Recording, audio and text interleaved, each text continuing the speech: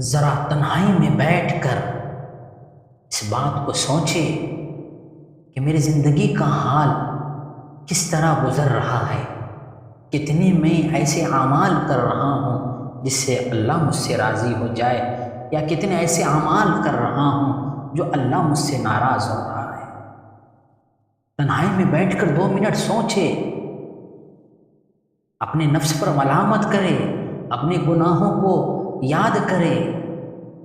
اللہ سے سچی پکی توبہ کرے، روئے اللہ کے سامنے، گڑ گڑائے، یا اللہ میں نے بہت حرام کام کیے ہیں، ان آنکھوں کا غلط استعمال کیا، ان ہاتھوں کا غلط استعمال کیا، ان پیروں کا غلط استعمال کیا، ان کانوں کا غلط استعمال کیا۔ اللہ سے تنہائی میں روئے، آنکھوں سے آنسو نکلیں گے، اللہ پاک اور عرش کے سائے کے نیچے وہ آدمی بھی ہوگا جو اللہ کے خوف سے اس کے آنکھوں سے آنسو نکلے۔